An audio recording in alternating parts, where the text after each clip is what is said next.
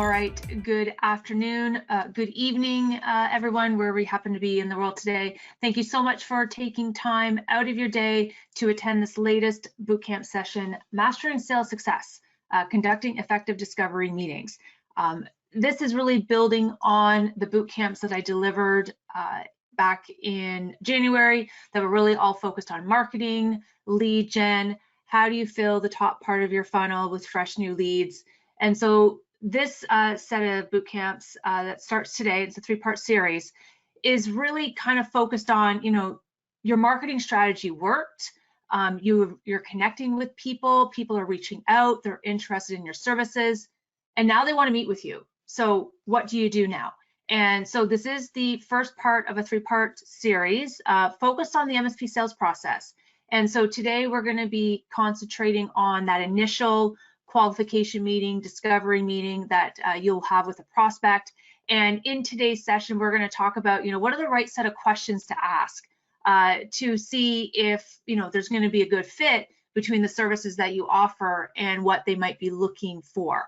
So that hopefully you figure out that there is a good fit between the two organizations, and then that would move you forward into the second stage of the sales process. That's where you're going to be doing some more information gathering, data gathering with your cyber assessment and business assessment.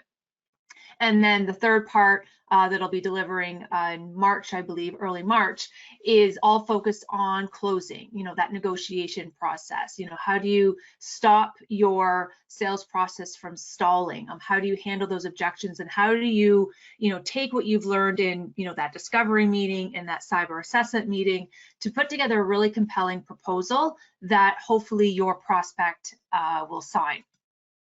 So if you've never attended any of my boot camps before, my name is Stephanie Hammond. I am the head nerd responsible for all things sales and marketing related. I've been with Enable for a little while, had a lot of different roles during my tenure, been part of the head nerd program. I'm starting my 5th year now. So if we're not connected for whatever reason, QR code there because we should be connected on LinkedIn, and my email address is there as well should you have any questions afterwards and want to reach out.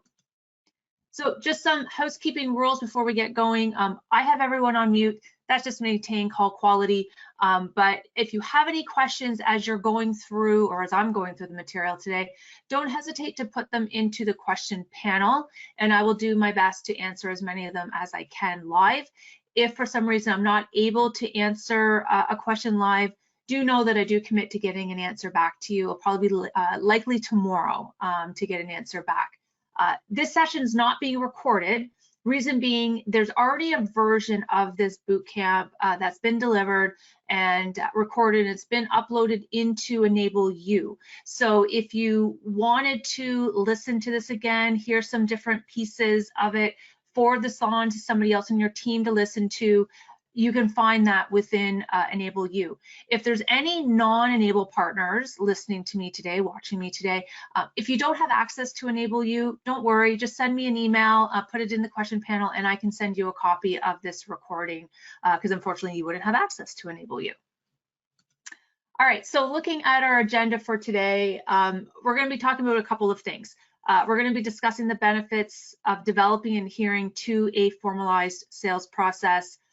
We're going to be talking about the new B2B buying journey that we're now finding ourselves a part of, and how we might need to change kind of our sales process to reflect that. We're going to talk about how do you build that scalable and repeatable sales process starting today with that qualification and needs assessment stage, this discovery stage. And then what we're going to be doing is talking about, well, what are the ideal questions that either you as the business owner, if you're an owner-led sales, or maybe you're bringing in your first salesperson, you want to provide them with some sales training. We'll be talking about what are the right set of questions to ask. I tried to put it in kind of the right flow to kind of get a more natural conversation for you, because the goal out of this session is to hopefully get an agreement that there is a partnership potential between your two organizations, and you can move forward to the next stage, which is that assessment stage. And then we'll finish up with, I'll talk about the importance of conducting a sales meeting debrief. I have a checklist here. This is something that I used to do all the time when I was in sales. And so it's something that I really encourage all sales reps and sales managers, if you're not doing anything like this today, to maybe think about implementing this as part of your weekly 101 or as 101 or implementing it as part of just kind of your own leveling up of your sales skills. All right, so according to a study by Vantage Point Performance Sales Management Association, B2B companies that do follow a defined and formalized sales process, they make more money. They say that they generate about 28% more revenue compared to those companies that didn't have a structured, defined sales process in place. And so just like with any process that you have within your MSP today, you know, maybe on the technical side or the service delivery side, you should have a process in place when it comes to your sales motion as well. And when we talk about what a sales process is, all it is a series of repeatable steps that your sales team utilizes that's going to help you convert that prospect that your marketing generated for you into that good signed customer contract in the end. So we talked about having a good sales process will help make you more money. There's several other benefits here where a formalized sales process will help out. I think first and foremost, it really does act as that compass to help your sales team in terms of the activities that you want them to follow, specifically when they're engaging with prospects. With a good sales process, you're going to provide a better overall customer experience. It's going to help build trust. It's going to ensure that your sales team is not rushing through, you know, the different stages, and it stops them from advancing the sale maybe before the prospect is actually ready to move forward. And you can utilize it to provide that framework and add structure to the team's sales activities. And what it does is it provides direction around, you know, what needs to be completed at each stage so that a salesperson doesn't miss a crucial step of the process. And it really works to help the sales process from becoming haphazard or disorganized. And that could be very off-putting to a potential prospect. And then from a training component, we all know that hiring, building a sales team, it can be a revolving door at times if there's any sales managers out there that are managing a team. But having a standardized sales process in place and ensuring that it's a process that every sales rep follows, that's going to assist you in training up new reps more quickly and more easily, you know, when you bring new reps on board. And selfishly, it can take a lot of the training burden if you are a sales manager or a business owner listening to me today, because if the entire sales team is following the same process, then really anyone on the team can train up the new employees because everyone is expected to adhere to and follow the same process. And if you are a sales manager, it's going to help you identify where coaching opportunities can be, because if you can see that a particular rep is having problems at a particular stage that might be causing a sale to slip, or maybe, you know, potentially on the verge of losing the sale, this will allow you to kind of step in and intervene and kind of correct those behaviors if they need some correction.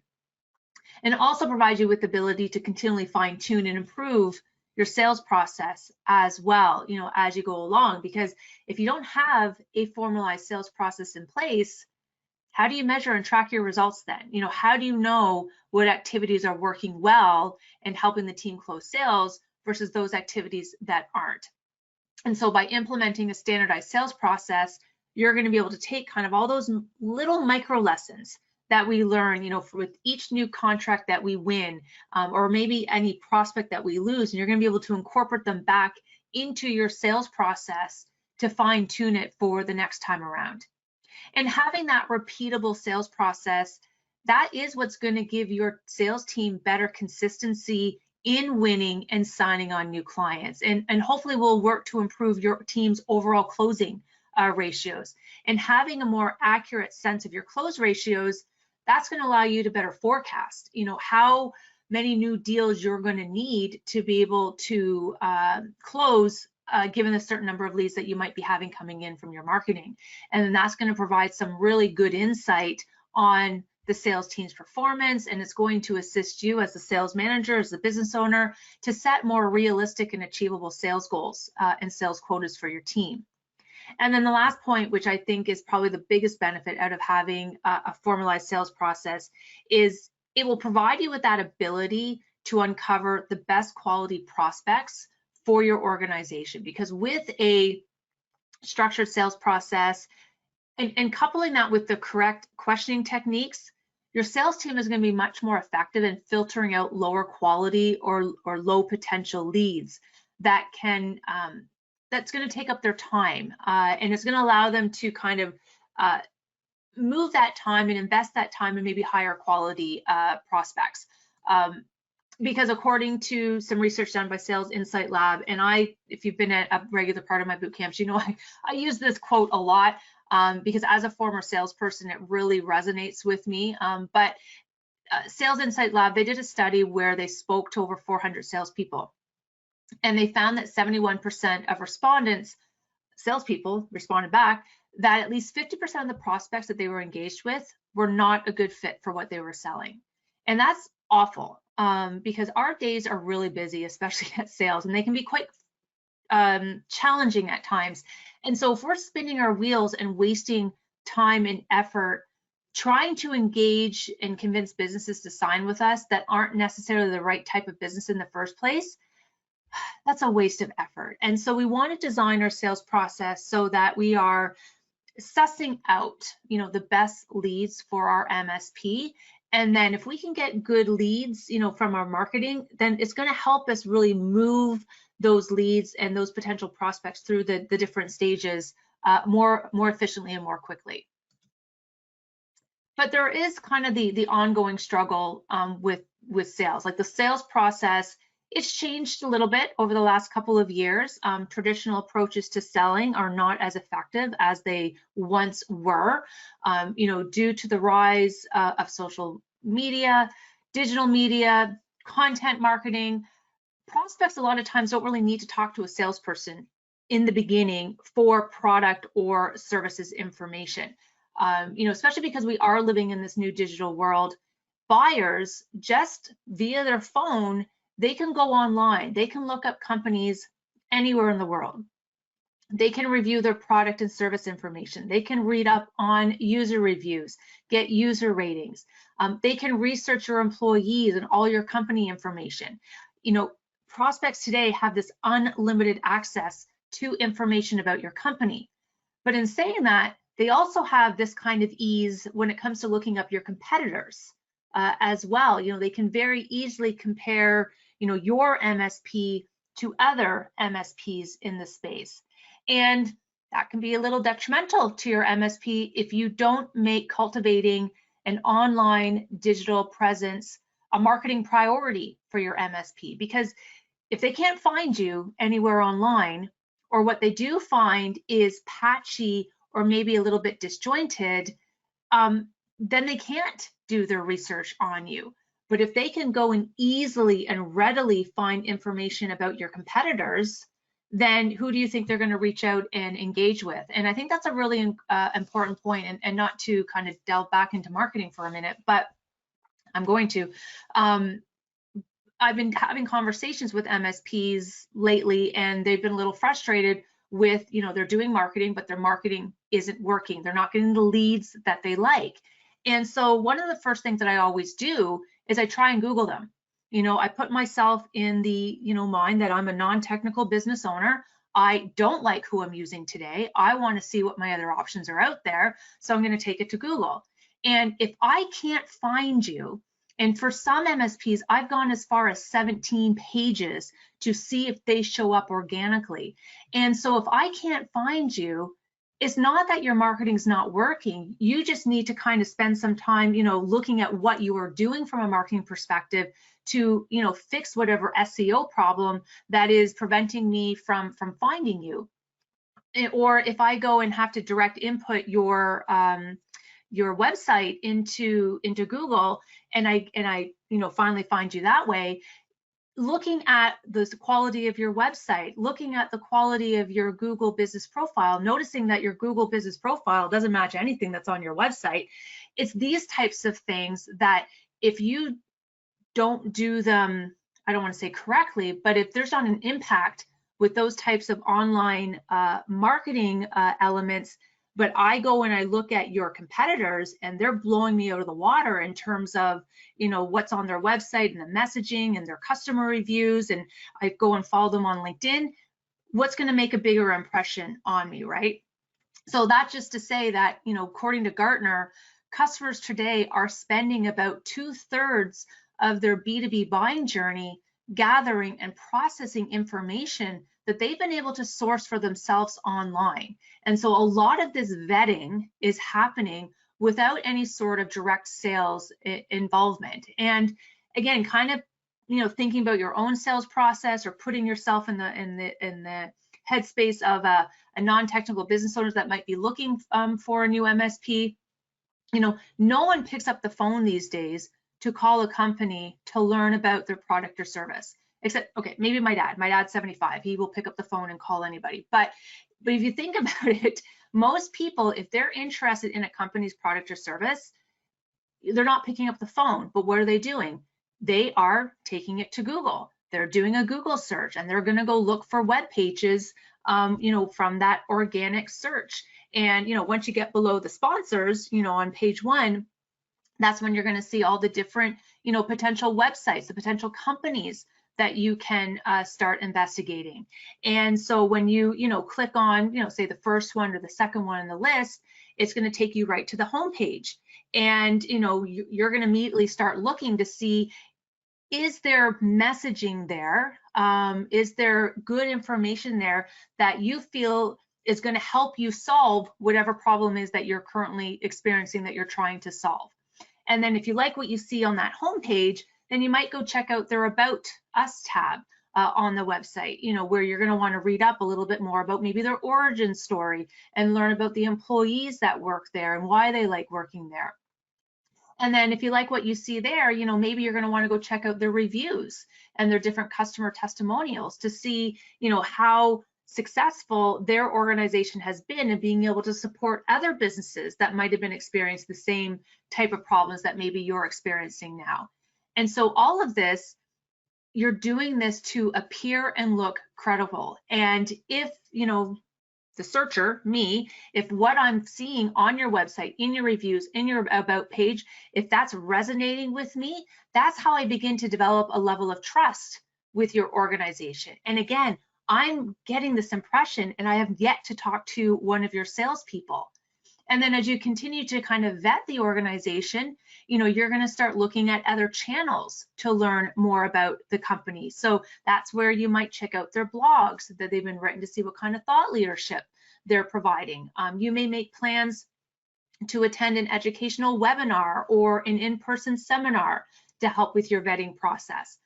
Maybe on their website, they're promoting some sort of white paper or report or an ebook, you know, that type of ethical bribe where you'll input your contact information in order to get access to that white paper or ebook, because again, they seem to be able to solve, or they're offering education to help me solve a problem that I might be experiencing. I may want to sign up for a newsletter so I can stay informed about what's happening at their organization. I may go and start wanting to connect with them on LinkedIn, Facebook, depending on the region. I know a lot of companies laugh at Facebook, but depending on where you live, like I live in a smaller area, and Facebook is still a very viable B2B platform. It's how we find out about a lot of new businesses that are starting up. Everybody's on Facebook here still, not so much LinkedIn. But again, you're on the platform where your customers are. And again, through all of this, if you begin to truly feel that this organization might be able to actually help you with whatever business problem you might be facing, that's when you're going to maybe start picking up the phone. You've exhausted all the online. That's when you're probably going to pick up the phone and agree to actually speak to someone. But that's, you know, 2/3 of the way through your decision-making process. And so, you know, when we think about what the modern B2B buying journey looks like today, Gartner proposes that, you know, buyers think about their purchases more in terms of discrete tasks than more of a kind of a step-by-step journey like we've been used to in the past. You know, they say now virtually every B2B purchase has these 6 distinct jobs that buyers must complete to their satisfaction before they'll, complete a complex purchase. And I think that B2B or managed services sales is that complex purchase. So when we look at each of these jobs a little more closely, it all starts with problem identification. This is the trigger event, that causes the business owner to kind of perk up and recognize that I need to do something. In the case of managed services, most businesses, I'd say most businesses, have an MSP that they're using today. So the challenge isn't, how do I go and get more clients? But the challenge actually is, how am I going to steal clients away from another MSP? How am I going to get them to notice me over here? And so the trigger event for a managed services is when a business owner, they finally had enough with their existing MSP for whatever reason that may be. Maybe something has happened, maybe there's been a data breach because they have poor security in place, or the MSP has allowed for lax security, and so they got attacked and now they've been knocked offline and they had a very poor experience because of that. Or maybe they just have overall poor network experience, poor network performance. Maybe there's poor customer support and it's causing excessive downtime for their organization. Or maybe they just realized, what, I never hear from my MSP. Like, I pay them this fee every month and I have no idea what's happening in my network. And so maybe through that lack of engagement or communication, whatever that triggering event is, this business owner is now feeling they need to start exploring some alternative providers. And that leads into the second job, solution exploration. So once the business owner recognizes that they do have a problem, that's when they start thinking about, okay, well, what else is out there? Who else is out there to solve my problem? And so that's when they start taking it to Google. They start doing organic searches and seeing, what other MSPs are in their area that they might want to engage with and consider as maybe a possible replacement for who they're using today. Task number 3, that's when we start looking at the requirements and what are we looking for, with our purchase, right? What are the outcomes that we are expecting as a result of, this purchase? For managed services, if we're looking for a new provider, it's because we're looking for a new provider that can fill the gaps that we're now seeing materialize with our existing incumbent MSP relationship.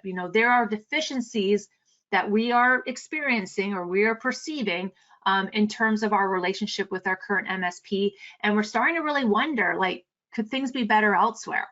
And so that's when you start looking at the different vendor options. And this is where, the supplier selection comes in. This is where the hard, intense research starts happening by business owners. And they start looking at the different vendors in the space, and they really start assessing, are they going to be able to do what I need them to do?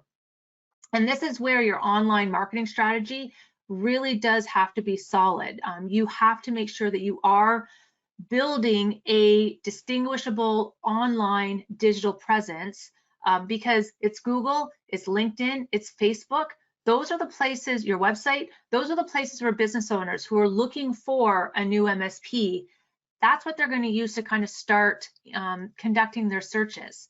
And you need to have a commanding enough presence in that digital world to motivate business owners to want to reach out and contact your MSP to arrange for that initial meeting, or at least be willing to meet with you if you have an SDR and they reach out and call them. And then we move into the validation phase. Here with the validation phase, the key stakeholders, the decision makers, they think they have the right person in place or the right company in place, but they just need some additional time to reflect, to really make sure. They need to build up their confidence that they've selected, potentially from a managed services perspective, that they've selected the right MSP to partner with, because they're feeling, through their online research, through the sales process, that this particular MSP will be able to solve their problems, those holes, those deficiencies that were identified. And this is where your peer reviews come into play, or your case studies, or any other type of social proof to really help build up that confidence in their hearts and in their minds.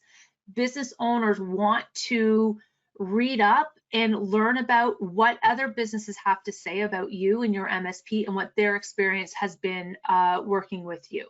So that takes place during the validation phase, and that's why case studies and peer reviews and social proof are so valuable, not only from a marketing perspective, but also when you're getting down to the sales crunch things. And then lastly, consensus creation. This is where internally everyone needs to get on board and agree to whatever the selected solution is, or the selected vendor or supplier. So, you know, we got to pick the right MSP. Who do you think out of maybe the two that we're dealing with to replace the incumbent is the one that we should go with? So we have to come up with consensus. So the first four jobs, those first four yellow boxes, they make sense, right? Likely familiar to you, they make logical sense. It's really the last two jobs of validation and consensus creation that might be a little difficult to navigate as salespeople, because these groups tend to involve more diverse stakeholders. And because of the online vetting, there's just so much information out there now that they've been able to research for themselves from a variety of different sources. And Gartner actually says that the medium B2B buying group now has between 6 to 10 different decision makers. And each of them are coming armed with 4 to 5 different pieces of information that they've been able to collect for themselves. And so you can imagine with this many stakeholders, how that sales process can really grind to a slow crawl, you know, because buyers are struggling to try and bring all this individual research together to come to some sort of collective purchase agreement. And so when we're building out our sales process, you know, the challenge is actually twofold, right? Like, you know, how do we deal with this much larger buying group of different decision makers? And how do we help buyers with this critical struggle of dealing with information overload, essentially, so that it makes sense and we make it easy for them to purchase from us? And so that's why we want to make sure that we're building a scalable and repeatable sales process to address these challenges. And again, all this is just, it's a system for sales. That's what we're building here. It's a system that we put in place to convert our leads from our marketing activities and moving them into signed contracts in the end. So when we look at MSP sales process, there's generally 6 phases of it. They get built around kind of 3 separate appointments. So it isn't just a coincidence that I've kind of broken down my bootcamp series into 3 separate parts, where each bootcamp is going to address, you know, how to conduct one of those 3 appointments. So lead gen, we spent all of January talking about lead gen. That's your inbound, your outbound prospecting activities that you're doing via your telemarketing, that you're doing via your digital marketing, any of your traditional marketing, your networking, that kind of thing. So jumping ahead into the needs and assessment stage, this is what we're talking about today. This is all about conducting that needs analysis to really get in the heads of our prospects and to really get an understanding of what are they looking for, and then finding out if there's going to be a good fit between you and them. And then we get into the proof of concept. This is where we're completing our cyber assessment, our business assessment. This is what the bootcamp is going to focus on, part 2 in a couple of weeks. But this is just kind of building on the information gathering stage, but we're taking it from a security and network standpoint, because this is information that we're going to be able to use, and it's going to be incredibly valuable when we get to the objection handling and the closing the deal stage. So the discovery phase and the assessment phase is going to help us win the client in the end if we can do these 2 stages correctly. And then the bottom part of the process is really our chalice. The chalice part, the account management and growth. This is where we really work on maximizing the LTV, our lifetime value of our customers. This is where we have that strong account management motion in place, because we're conducting regular reviews with them. We're trying to, you know, sell more services to them, because the contract or the selling doesn't stop once the contract is signed. And I have boot camps that actually focus on that as well. I think they'll be handling, I think I deliver those in April once we kind of get back from Empower. But anyway, when we are prepping for this initial qualification meeting, there is some work that we want to have done, or make sure there's information that we have ahead of time. So if you don't have this yet, we need to make sure that we understand who our key decision makers are. We need them all to attend the meeting. Because going back to what Gartner said, that there could be anywhere to 6 to 10 different decision makers involved in the sales journey, that could really slow down our sales process, and it can make it for a much longer, more complex and challenging sale for the salespeople if we don't have the right individuals included at the outset. And so if you can find out up front who those key decision makers are or who those key stakeholders are, that would be great, because then you can emphasize that they should be included in this initial meeting.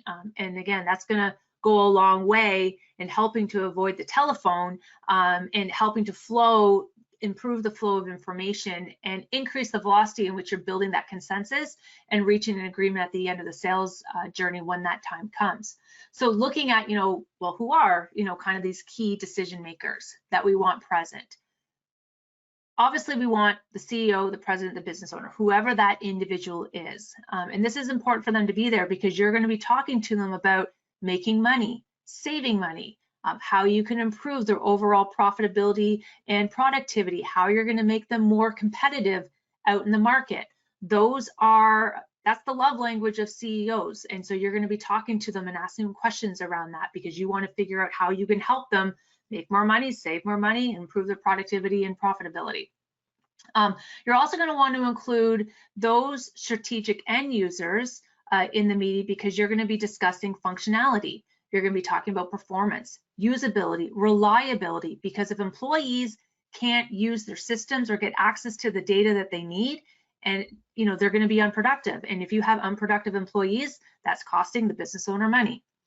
You'll also want to include the key financial or procurement people as well, because there is going to come a point when you're going to be discussing pricing, terms and conditions. And so it's always good to include them at the very beginning as well, because they are key stakeholders. And so you're going to want to get their perspective as well. And you want to include these 3 separate types of groups because when we got to work on our proposal and we got to present our proposal, it's only going to be as good and as accurate as our understanding of the full picture. And in order to understand that complete picture, we need to understand both the technical and the business requirements. And so we need to involve those people that are most closely involved with these aspects of the business. And so when we look at the business owner, the strategic end user, and the financial people, this is what can be described as the prospect's buying team.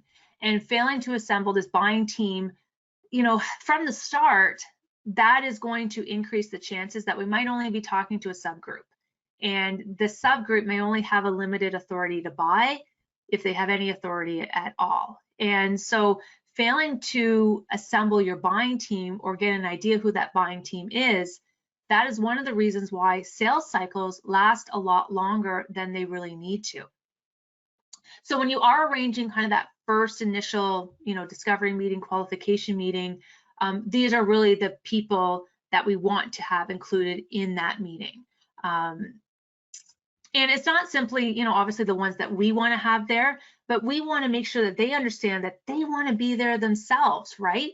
And so kind of explain to them that, this is the reason why you need to be there. Don't leave it up to them to decide who's going to be at that meeting. As a salesperson, it's your job, the onus on you to take control of the business conversation, take control of the meeting, but just explain why if you're getting any pushback, that you're going to be talking functionality, you're going to be talking money, you're going to be talking competitiveness, you're going to be talking about, you want to understand where their productivity issues may be, their security issues may be, and how you can, start thinking about how you can help them with that.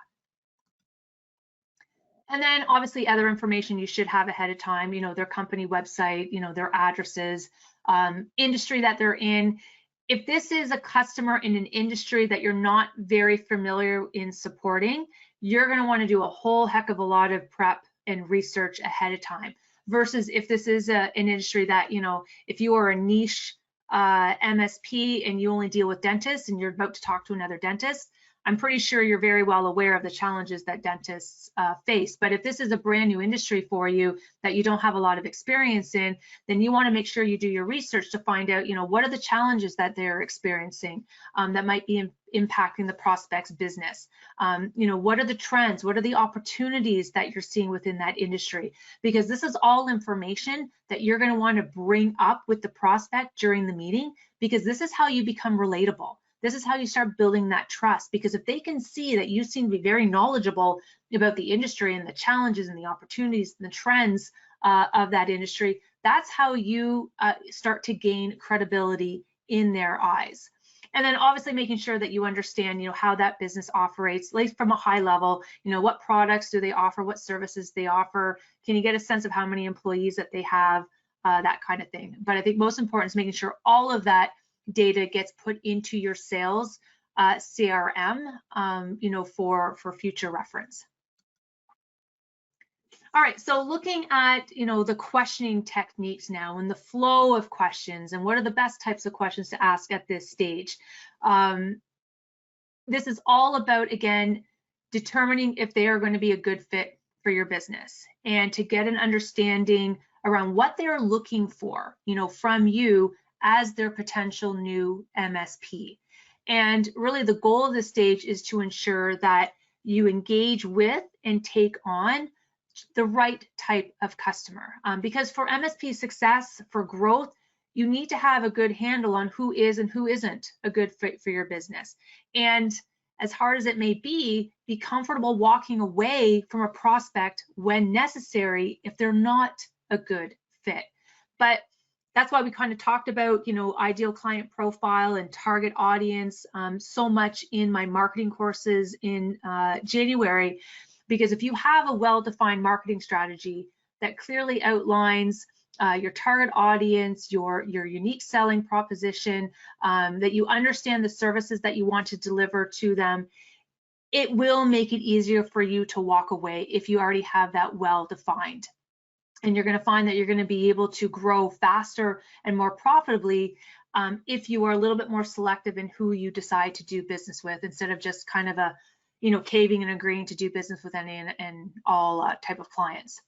But anyway, how do you go about effectively qualifying a lead to determine if they are a good fit?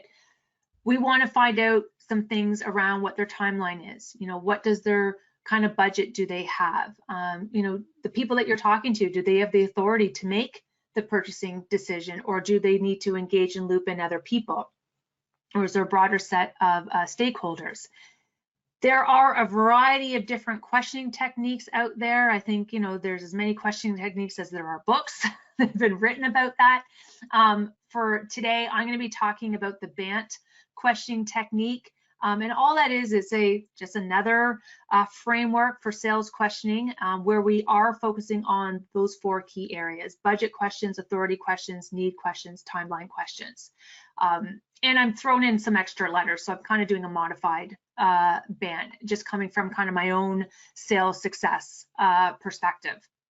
But the idea is, with all these questions that you're going to be asking during this discovery phase, the idea is that we want to move the needle to creating that fit between your MSP and their business, and doing it in a way where you're demonstrating value. So it will increase the odds of moving the opportunity to the next stage of the sales process. The best types of salespeople, the ones that are the real pros in the organization or in the business, they're the ones that do a really nice job of being able to qualify their leads, but they do an amazing job of qualifying out, those prospects that aren't a good fit for their business. And they do a great job of asking, the right types of questions and gathering the right intel, because they recognize that, they don't want to spend 50% of their time speaking to organizations that will never do business with them. They would rather spend that time working with high quality leads and potential good partnerships. But one tip I want to start off before we get into kind of the flow of the questions is when you're speaking with a prospect at this stage, make sure that you're capturing their direct quotes, as you're asking them questions about their business and what they're looking to achieve. Anytime they tell you something that's important about what matters to them, and what matters to their business, this is where you want to write it down. Get it recorded somewhere, because this is going to be highly beneficial for you when you get to the proposal stage and you're presenting your sales proposal to them. Because if you're able to present them with a proposal and they're able to kind of see their own direct quotes kind of sprinkled throughout it, they're going to know that you understand them, that you are grasping what their challenges are, the struggles that they're facing, and what their business priorities are to them. And the other reason you want to capture this is they may not fully believe what you tell them, because they know that you're just trying to win a sale. But if they can kind of see, their own quotes in the proposal, they're not going to disagree with themselves and the sentiments that they expressed to you. So you want to be able to kind of capture their expressed needs in their own words, and then have them in a place, whether it's in your proposal or somewhere else, where you can then restate those words back to them exactly as they said them in your proposal document. It's going to really help kind of when it comes down to the sales negotiations, being able to keep the sales negotiations focused on them. So if you start getting some pushback, you have these different challenges, you have these different sentiments that you can kind of, replay back to them to kind of remind them, well, you said this and we can solve this. Or are you saying that this isn't a problem for you anymore? That type of thing. All right, so before we just jump in and start pummeling our prospect with a bunch of different discovery questions, we do want to ease into the meeting by doing what we can to build rapport and start establishing that credibility. Really the first 5 to 10 minutes of the meeting, that should be focused on building trust with that prospect, so that you can earn the right to start asking them these discovery questions that you need to ask them. So usually you want to begin the meeting by, providing an overview of how the meeting is going to go. Everybody, we talk about agendas. An agenda is always good. People want to know what the expectations are of the meeting, or that you have for the meeting. And, for part of this, what we're going to want to do is start what we call the problem, so that you can create that relevance for the prospect. It's all about establishing that common ground, and using that as the jumping off point. Because again, the prospect has to be made to feel that you understand them and their business.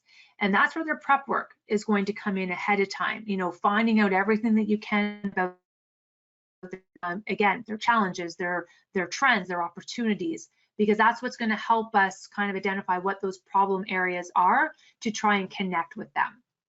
And so we want to set up that problem foundation, create that common ground. And you can do this by talking about providing an overview of the trends that you are seeing in their industry, providing an overview of the challenges that you are seeing business owners in that industry struggling with, especially again, if you happen to be a niche type of MSP. This should be readily at the top of your head at any time because of all the work that you're doing with other business owners. And so you should also be able to provide them with the gaps that you're seeing in organizations that reside in that industry. And maybe from a security perspective, things that you're seeing that are heightening the risk exposure that could negatively impact their business. So then once you've kind of set up that problem foundation, and this is all based on your knowledge, your experience, your expertise, that's when you can turn it over to your prospect, and then you ask them their permission if you can begin asking them questions, because you just now need to get a better understanding of their unique challenges. You kind of talked about what you're seeing generally from the industry and from other organizations that you work with, but now you want to make it personal to them and get an understanding of what their unique challenges are when it comes to those areas you just spoke about. And this was something I used to do all the time when I was in sales. When I was at this discovery phase, is when I was ready to, okay, we've done the rapport, we're ready to get into the meat of the meeting. Before I just started jumping into questions, I always said, okay, look, I'm going to start asking you questions. I just kind of came right out and said it. So I'm going to start asking you questions. And if it seems like I'm asking you 20,000 questions, I am. Because I need to get a really good understanding of what issues and challenges that you're facing so that I can start figuring out how we can best help you. with that? You know, would that be okay? And they're not going to say no, right? But yes, it was me asking them questions, and then I would start asking my discovery questions. Because the idea is that you don't want to use those awkward few moments at the beginning, especially if it's with people that you've never met before, making it all about you in your MSP. You don't want to start off the meeting by immediately jumping in and pitching your company and pitching your services. So many poor salespeople, also inexperienced salespeople, do that. You know, they start off saying, well, this is our MSP and this is what we do and this is customers, and they just make it all about them. But, you know, you kind of want to think about this like dating, right? You know, you're meeting someone for the first time. How off-putting is it if the person you're meeting for the first time only ever talks about themselves and they don't ask you a single question about you, right? So we kind of want to think of it that way, because if we can make the first opening minutes all about them, that's going to make them much more open to sharing, you know, with us, you know, their pains, their priorities, and it's going to increase the chances that we're going to get the information that they need. So, you know, 2 appointments down the line, we can put forward to them a very compelling proposal. All right, so like I said, we're kind of doing a modified BANT framework for our discovery process here. You'll see in the handout section that all the questions that you're going to see over these next several slides, I've compiled them into a handout that you can download, a PDF, qualification stage prospecting questions. So you don't need to write stuff down or, you know, take screenshots. I've compiled everything there for you. And just note, there's a lot of questions that I'm going to be throwing at you over the next set of slides. The expectation is you're not going to use every single question when you're dealing with a prospect, but you know, you're going to want to kind of go through this, internalize this, and really see what are the best set of questions for you to use in whatever order. And it's going to be trial and error. You know, if this is new to you and you've never kind of done anything like this before, it may take a couple of times to really kind of get into the groove to see what's going to flow with you. But the idea is here is just to kind of give you a good overview and a starting point for, and that's where the BANT framework comes into play. So B normally stands for budget. I'm going to back this up a bit and use B for background questions, because there are some background questions that you're going to want to get a handle on first if you don't have this information already. And background is really around trying to figure out, are they using another MSP today and how that relationship is. And chances are 99% of the time, that will be the case. You know, you're looking to steal a client from another MSP. So find out if they are working with somebody today, find out how that relationship is. You just want to be careful that you never disparage a competitor. There's nothing more than, you know, having someone talk smack about a competitor. So you never want to disparage a competitor, but you do want to get as much information about that relationship, because that's going to be helpful for you as you go through the sales process.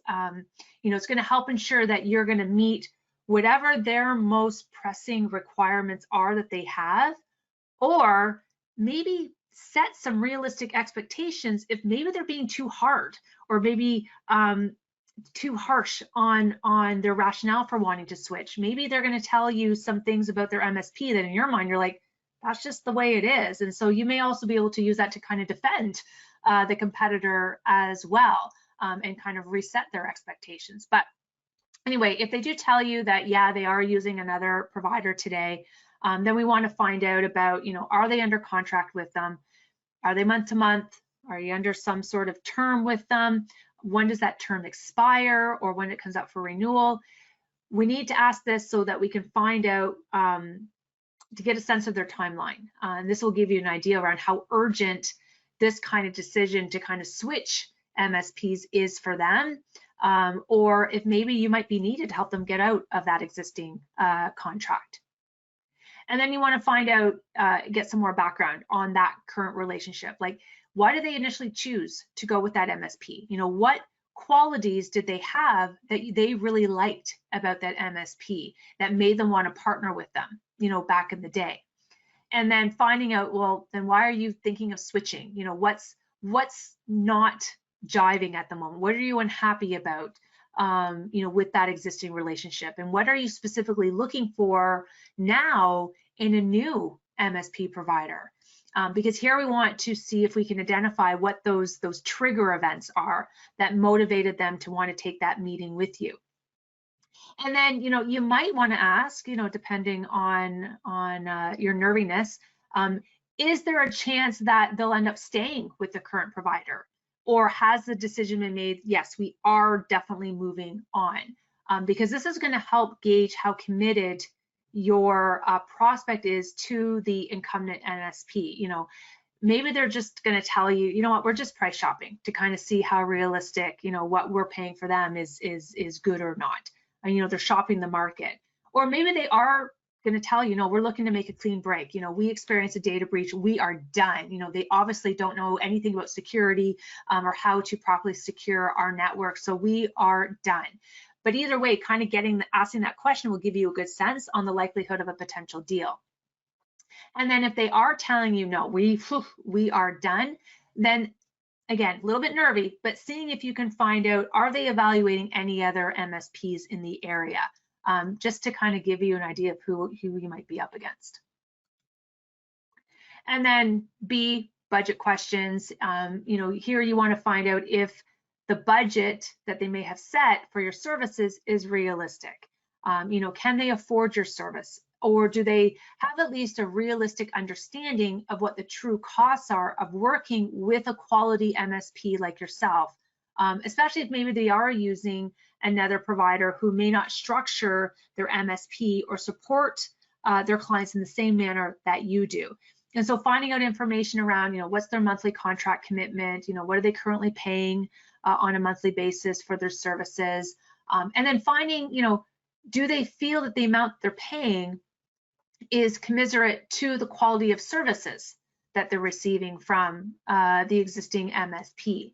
And if they answer yes, that they do feel that they are getting good value for what they're paying, then this is where we're going to want to find out, well, what services are you currently receiving from them? What are they doing for you? Backup, security, fully managed, cloud, desktop, end user management, compliance, like what sort of services are they getting from their existing MSP today? So it'll give you a good idea comparing their package to maybe your package. If they say no, that they don't feel that they're getting good value for what they're paying, you need to have them expand on this. So, saying, oh, that's interesting. Could you go into a little bit more detail about that? Tell me why you feel that way. Because their answer is going to give you a really clear indication as to how they view the role of technology in the overall success of their business. And it's also going to give you a good understanding of their willingness to pay an appropriate price to manage, maintain, secure, and protect all elements of their network infrastructure, their employees, and their data. Moving on to A, authority questions. This is where we need to figure out what the decision-making process is and who the ultimate decision makers are, because if we can figure that out up front, it's going to help us save time. It's going to determine, really what our next steps go from there. Especially if you find out if the people, as much as you tried, the people that you're speaking with are not the ones that can actually sign your paperwork. They may do a bait and switch on you, and that happens in sales, right? So if you weren't able to get this information ahead of time in, kind of your pre-meeting prep, then you want to use this meeting, this initial meeting, to try and figure out, what is the overall decision-making process at the organization and who's involved in it. Is it just kind of one person that can sign, the paperwork? Is there a committee that you need to also sell to? Is there a board of directors that you need to sell to? Because again, larger teams having multiple decision makers, it likely is going to slow down your sales process and introduce this layer of complexity and make it more difficult to build consensus and come to agreement if we don't know who all those people are in the early days of our sales conversations. So for the sake of the sales process, finding out who these people are and the role that they're going to play in the buying process up front is going to be very important. So we can start asking those questions or kind of figuring this out by asking whoever we're speaking with, can you tell me a little bit about your background and maybe the role that you have within the company? You know, who reports to you? Who do you report into? Because what we're trying to do here is get a sense of what the org chart looks like within that organization and see kind of how far up the chain of command your prospect is. And then asking, well, whose idea was it to kind of explore this idea of looking for another MSP to potentially replace who you're using today? You know, who else cares about this decision of potentially switching MSPs? And, you know, this line of questioning should hopefully give you an idea around, you know, who else should be involved in the decision-making process and who might be influencing the final decision to switch. And, you know, if they're not in this meeting, we need to figure out how to get them into the follow-up meeting because these are going to be incredible stakeholders that are going to help build excitement and build that consensus at every stage of the sales process. If for some reason you're getting muddy answers, you know, they're not giving you a clear answer around the authority component, sometimes you just might need to be direct. And you might come out and just say, well, are you the individual who's going to be making the final decision as to whether you stay or go or make the switch to another MSP? And a little nervy again, but the direct approach will let you know pretty immediately if there is some sort of superior or if there's another colleague or another coworker that you also need to get the buy-in for. If they answer no, that they aren't the one making the final decision, then that's where you want to ask, all right, well, who else in the company would you like to include in these discussions? Because I think it'd be really beneficial to start bringing them into the loop as well. And if there are additional people that you need to speak to, then that's really the next stage of the sales process is we need to go and schedule a follow-up call with those additional folks as well, continue with the qualification discovery process with them before moving on to the assessment stage. And then we move into N for need. When we talk about the buying journey, always starts with some sort of trigger event. And buyers are motivated by what they need. You know, virtually every purchase decision ever made is an attempt to solve some sort of problem or accomplish some sort of goal, you know, thereby satisfying a particular need. If you can't figure out, you know, what your prospect's needs are, that's going to create some difficulties when you're trying to close a sale, because without uncovering the need, you're not going to have anything to kind of fuel your sales process and help you build that compelling proposal. There's a really good book I read as I was developing this boot camp last year, Question-Based Selling by Thomas A. Frees, F-R-E-E-S-S. And Frees advocates that salespeople, you know, we always talk about pain points, right? Should be focused on identifying the pains when trying to uncover a prospect needs, because pain is not the only thing that motivates prospects to buy, but rather what he states in his book is needs also arise out of one's expectations, goals, objectives, and desires, and that working to satisfy those expectation, goals, objections, and desires can help motivate buyers to buy as well. And so Frees really looks at needs as being kind of that discrepancy between what is and what could be. And needs are formed when people who are dissatisfied with the status quo, meaning the, you know, what is, recognize that they would be much better off if their situation was improved. And that is the what could be. And prospects who are currently experiencing pain, they're going to seek out a solution that provides relief. But if you're dealing with someone who's looking to satisfy a certain, you know, expectation, an outcome, some sort of desire, they're going to buy things that are going to improve their existing condition. And the larger the discrepancy, the more the prospect is going to need a solution for that. And so I think that's really the bucket where managed services selling is associated with. And that's what salespeople should be focused on. They should be focusing on how they can help their prospect improve their current situation from where it stands today. You know, as an example, you know, if you are talking with a prospect and maybe the prospect is telling you that their employees have decided that they want a flexible work environment moving forward. They want the ability to be able to work remotely, come into the office periodically when it makes sense, but your prospect is kind of worried about the security ramifications of accommodating that type of model. and that type of request and how to manage it all. And so there's a problem here and there's a desire here. Your prospect wants to accommodate, obviously, his employee's wishes, but he's not technical. And so he doesn't have that experience or that expertise to really implement something like this for his staff on a more permanent basis, because he's not sure how it's going to compromise the safety and security of their network in the whole process of setting this up.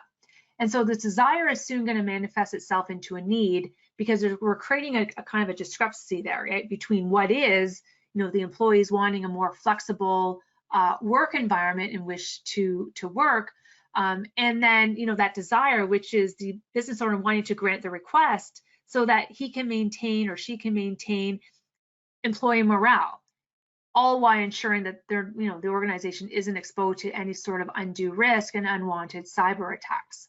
So really our job as salespeople, yes, we want to provide solutions to address problems, but we can only do that once we've uncovered what the need is. And so when we're looking at questions, during this stage, and looking at some of the questions here, you may already have the answers to this. So if you already have some of these answers, from maybe a phone call or a previous conversation, you're going to use this stage just to kind of reiterate and reconfirm, what you've already been told. But there are two lines of questioning that we're going to want to use at this stage. We have a set of questions that focus on the company as a whole, and then we have a second set of questions focused on the people, that you're speaking with that are going to be involved in this buying decision. So we're going to talk about kind of company-oriented questions first. And so, things like, what's your company's business growth goals for the year that you're looking to achieve? What are the biggest priorities that you're looking to accomplish this year? And, where did switching MSPs fall on your list of priorities currently? And I like this question because if them switching to a new MSP didn't make it to the top of their priorities list for this year, then you might want to start questioning how realistic is it that this deal is going to happen. And so again, it's going to help you determine how important making this switch is in the foreseeable future. And then finding out, what do they feel are their biggest challenges that are facing the organization this year, that if we don't solve it this year, we're going to regret it 6 to 12 months from now. So it's this whole idea of what's preventing your business from reaching those goals and achieving those priorities that you've set. And by focusing kind of on the short term, the 6 to 12 month time frame, we're narrowing down the conversation where you're discussing problems that carry urgency. And again, this is going to be so important when we put our sales proposal together and we're presenting a solution, and we start getting that pushback, from the objective. We're going to be able to say, well, you mentioned that this was something that was a high priority for you. Our solution, our services are going to be able to fix this for you. So you'll be able to kind of push back and say, is this not a problem for you now? So again, that's why we want to capture kind of these sentiments during this stage of the sales process. And then you want to ask, what's going on in your business that's driving that, whatever that problem is, to be a priority for your team. And this is a question where we want to start kind of peeling back the onion, try and get to the need behind the need so you can kind of figure out what's really going on. Asking them, well, what would that ripple effect be on the business if these challenges that you're experiencing don't get resolved? So kind of getting into those business impact line of questions. And then, who else in the business is dealing with these challenges and how is that affecting them? And again, this is where we're going to try and figure out if we're missing someone from the sales conversation, because if they go and bring up, oh, so-and-so is impacted by this, but they're not in the meeting, there's somebody else that is going to be an influencer or maybe a key contributor, and we need to, find that out. But it's also going to help create urgency and hopefully help advance our prospect, through the sales process more quickly. And then what, business outcomes or performance metric, would be improved if you're able to solve these challenges that you've highlighted. Okay. And then looking at questions from a personal perspective, because we want to turn it back and make sure that we're paying attention to those individuals that are involved in this decision-making process as well. It's not just about the betterment of the company, but it's also about the betterment of the employees, those stakeholders that you're working with. And this is where you kind of want to say, well, take me through a typical day. What does your role look like on a day-to-day basis? What does the role look like for other key stakeholders that work for you? What are the normal daily tasks that you and your team are involved with? And then, how strong of a role does technology play in the overall sales process, in the overall sales success, of your department, in helping you and your team meet their own departmental objectives? What challenges are you and your team experiencing that might be hindering your ability and be able to meet your departmental objectives? What is needed to help you be more effective in your role? And what does making this switch to a new MSP, how important is that to you, and why is that important to you? And so with this whole line of questioning, we're using this to get a better understanding around how their own department operates, how it functions within the company, and what the benefits of switching to your MSP could mean in helping to prove kind of their day-to-day switch situation. With this line of questioning, what we want to do is make it personal to them, asking them questions around why this is important to them. What we want to do here is we want to evoke emotion. We want to make it personal. We want to make it relevant. We want to evoke that emotion, because if we're able to do that, that's going to give them kind of a greater stake. And again, we're trying to build some allies here and build that consensus. And this is all information that we're going to be able to draw on later on when we get to the sales proposal stage. And then moving on, T for timeline. So here we want to get an idea of how quickly they plan to make this decision to switch MSPs. And so, asking questions like, well, how long have you been facing these types of challenges and struggles, within your business? Is this an urgent issue for you? Are you ready to solve this problem, soon? Again, 6 months, 12 months, trying to find out the timeline here. And then what's preventing you from switching over to another MSP previously? Maybe it just wasn't a priority before, maybe it was a cost issue, because if they tell you that maybe it was a cost issue, that's why they didn't switch before, then you need to figure out, again, get some more details around that comment so that you can figure out, from your end, how to better position your services that doesn't result in you having to cut your costs. You want to figure out where the value is, where you are different from the way you deliver your services versus how what they're getting today, so that when you go to present your proposal to them, you're able to kind of bring some of those sentiments into the conversation. And then what's prompting you to do something about this now? What's changed? And then is there a timeline for making this decision? So we need to ask these questions, because I know with sales, we want the deal to come in tomorrow, but we need to set proper expectations for ourselves, for our sales managers, for you as the business owner, for our prospects, so we can set up a reasonable timeline for negotiations.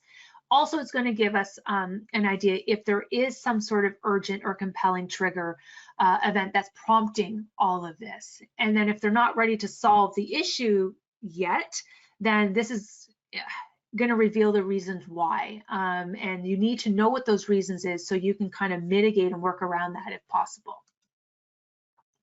But if you feel that you're really not getting the answers that invoke that sense of urgency with your prospect, then we want to venture into doing some business impact line of questioning to see if you can motivate them to see the urgency so you can kind of progress to the next stage of your sales process. And you're going to do this by asking questions like, well, what happens if you decide to stay with your existing MSP and not make the switch? You want them here with this question to articulate what that status quo would look like for them if nothing changes and if nothing is done to solve these pains and struggles and challenges that they're telling you about. Because maybe then you can bring up, maybe there's a monetary cost, or maybe there's a performance cost associated with them not taking action that you can highlight for them. That will help, kind of make them see that making the switch to a new MSP should be a priority for their business, and that staying with their existing MSP could actually be detrimental to their business.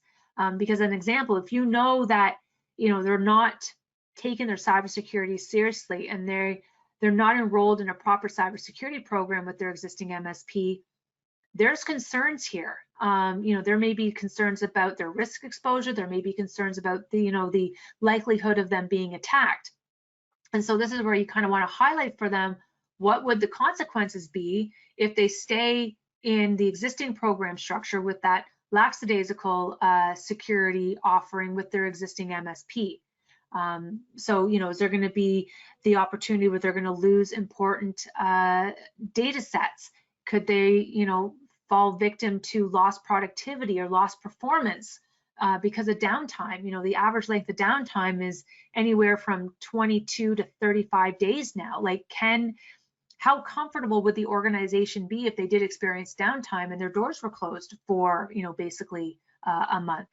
So those types of questions you want to ask to get them really to see that things are precarious and you really need to take this a little bit more seriously. And then now I'm going to start adding on some additional letters to our BANT framework. I'm including L here.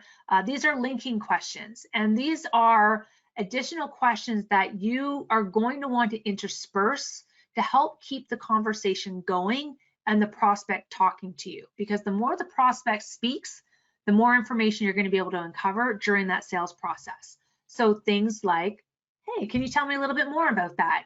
Maybe they're starting to talk about a pain or an expectation or a need, but maybe we don't know enough about that yet. And so we need the prospect to keep speaking in order to help you better understand their perspective of the situation. And I think this is a real downfall of many, I think, amateur salespeople. They don't go deep enough at this stage. They may say, the prospect says a need, they throw something out, they're like, okay, I got a need, but they don't really understand the full cause, the root cause of that need. They don't understand the cost, the repercussions to the extent that that need is being presented. But if you can get into the habit, by asking your prospect, can you tell me a little bit more about that? You're inviting them to continue to share with you more detail, more insight, but you're not come across too aggressively. Again, I used to use that all the time. So I joked this morning that if there's any of my partners listening to me today, hopefully I was not so obvious in these little tricks that I used to do in my sales discussions with them. But, and another good linking question is asking, well, why is this important to you? And asking this type of question is not only going to help you understand, why this may be a priority, but again, bringing it back to them, making it personal to them. That is really going to help make you relevant, and you're going to impress them in their eyes, because maybe some of the other MSPs aren't really, they're so focused on themselves and the solutions in their company that no one's ever asked them, well, why is this important to you? How is this going to make your job better? We tend to, biologically be more in tune to those that are speaking to us and asking us questions about ourselves, because everybody likes to talk about themselves. And so those linking questions are really good to kind of keep the conversation going, keep peeling back the onion so that you have as much ammunition as possible when it comes to the sales proposal stage. And then I think of two more letters. C is for building consensus. Because now we need to start kind of wrapping up our questioning to kind of help build that consensus with the prospect, because we want to start confirming if there is a good fit between our organizations so that you can start making your plans to move forward to the next phase of the sales process. And that next phase is we want to move on and do that network and security assessment, because we have to keep gathering data, but this time we need to gather data about their network, because that's additional intel that we're going to need to help us build a compelling proposal. And so we want to, ask these types of questions to see if we can uncover if there's any final roadblocks that might be preventing us from moving forward. So some questions here. based on the services, on how we support our other MSP clients, do you believe or do you think that we'll be able to address your needs? And hopefully they'll say yes when you ask this question. And if you do get that yes, that the prospect feels that your services will be beneficial to their business, then you could proceed with, well, looks like there's going to be a good fit between us and that our MSP, might be able to help you. What do you think?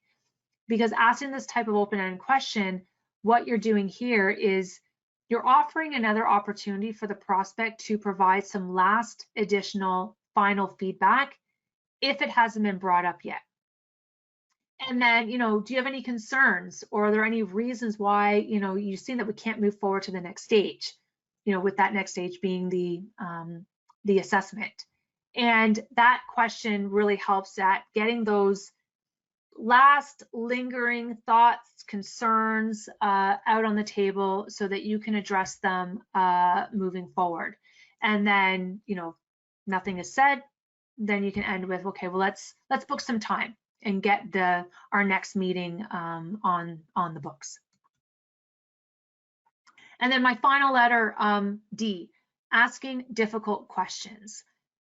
No one likes asking difficult questions because you don't want to make the conversation uncomfortable, especially if this is kind of your first meeting with a prospect. But sometimes it's necessary, especially if we're having a tough time getting a read on the prospect to determine if there is a good fit between your two companies.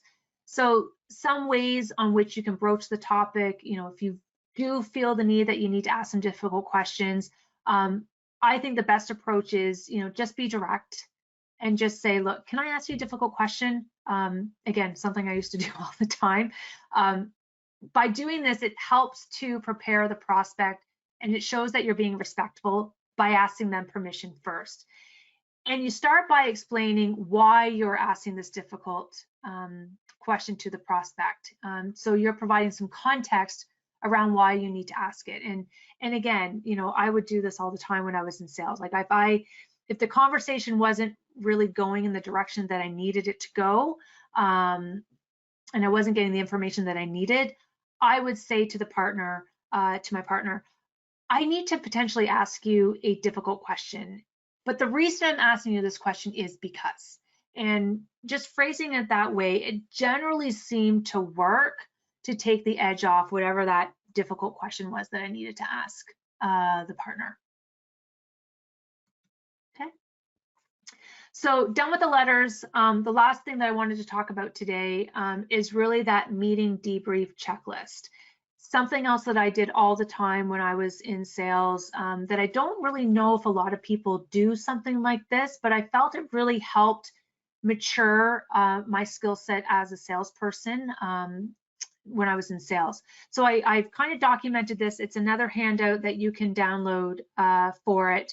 But it's something that's really meant to be used at the end of each discovery meeting. And the benefit of this type of exercise is to ensure that you didn't miss anything, during the process. And it also served as a good reminder if I did happen to miss something. If I forgot to ask, a critical question, I'm like, oh, shoot, I really went to ask them that question.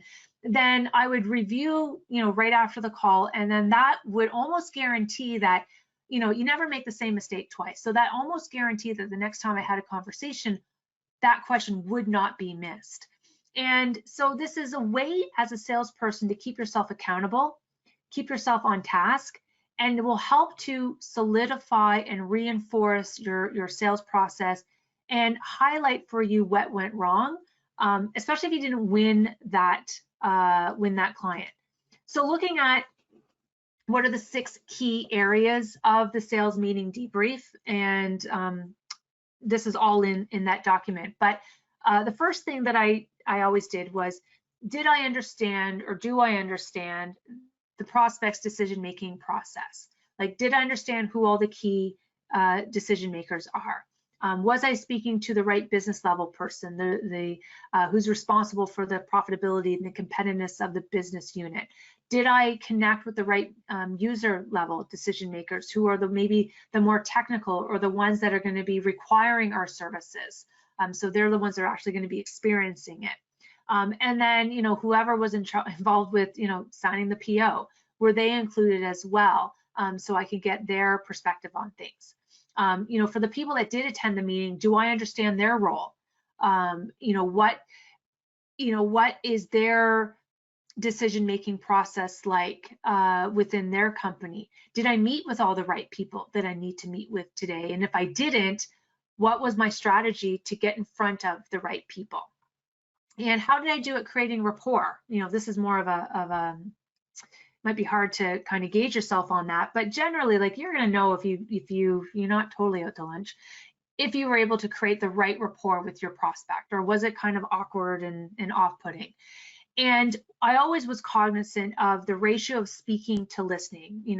Anybody that's been in sales for any length of time, that the golden rule of sales is don't talk. You need to make sure that your prospect does all the talking and you don't talk so much, right? You just want to make sure that you ask the question and then let the prospect chat. Because when you're talking, they're not, and you could be missing out on some wonderful opportunities, some good information that you can then use against them later on in the sales process. So I was always really cognizant of trying to figure out what was the ratio, between, me speaking and me just kind of sitting back and listening. And then number two, was I able to create or uncover the business case? Was I able to figure out, what are, the top pain points or the top needs that the prospect had that they're looking to solve? Was I able to cover, a couple of goals, outcomes, that they're looking to achieve? Was I able to find out the competition, like who they're using today, what that relationship is like, how strong is that connection? And then was I able to establish a timeline on, when are we going to get this done, right? Did I uncover the sense of urgency to act? Did I find out, what kind of roadblocks might be still in play that I had to deal with? Are the pains that I uncovered significant enough to really motivate them to want to do something at this point? And then number four, and this one's a hard one, is there truly an opportunity here for us? And, if you're a sales manager listening to me here today, you need to allow your salesperson to maybe walk away if they feel that there truly isn't a good fit here. If they don't align to your ideal client profile, if you don't think that they're going to be a right fit, if you can't work effectively together, then maybe there's just not an opportunity there for you. If it's not going to be a profitable customer for you, then, again, something we might want to consider walking away. But if you have to walk away, you need to figure out why. What was missing in our sales process, in our marketing, where we had to disqualify them, and go back and correct that, because the goal is not to disqualify people out. We want to move on to that next phase. But if for some reason this one just it's just truly not going to work, then you need to figure out what led up to that to force you to qualify that customer out. And then, did you establish a follow-up plan? How did the meeting end? Were you able to determine what the next steps were? Who are you going to connect with next? And then the last step, just general overview of how the meeting went. What went well? Did anything come up that you weren't really expecting? What could you have done better? Just to kind of take those micro lessons and put them back into your sales process or your sales mentality for next time. And then, did you send out a meeting afterwards to kind of outline, obviously thank them for their time, but then outline what the next steps are and making sure everybody gets that. Okay, so again, all in that one handout. So that was pretty much what I wanted to cover today, just in part one, because good questioning techniques that are really prospect focused and keeping it centered on their business and what they're looking to achieve, that is really what's going to drive the sale forward. So if you haven't had a chance yet, make sure you download those 2 documents. Again, I went through a whole lot of questions. You're probably not going to use all of them. If you do, fantastic. But you're going to want to kind of pick the ones that make the most sense for you, that gets you the reaction and the information that you need out of your prospect. And then if you are a sales rep, and if you're not doing those debriefs, I said they're very, very beneficial. Maybe try getting into the habit of doing those. If you are a sales manager or a business owner listening to me today, that checklist is really good to use in a one-on-one.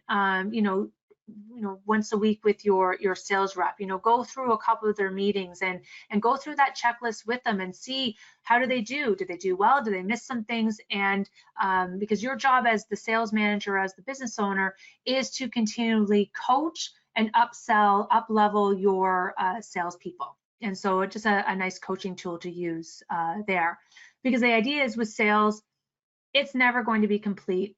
It's never going to be perfect. It's always going to be a work in progress. You just need to make sure that you're constantly assessing it and reassessing it and working in what works well, pulling out what's not working so that you can create the best refined sales process as possible. All right, thank you everyone. Absolutely appreciate everyone that, again, took time out of their day. If you need to get a hold of me for any reason, there's a QR code. Connect with me on LinkedIn. My email address is on there as well. Never hesitate to reach out, always here to help. All right, thanks everyone. Take care. Talk later. Bye.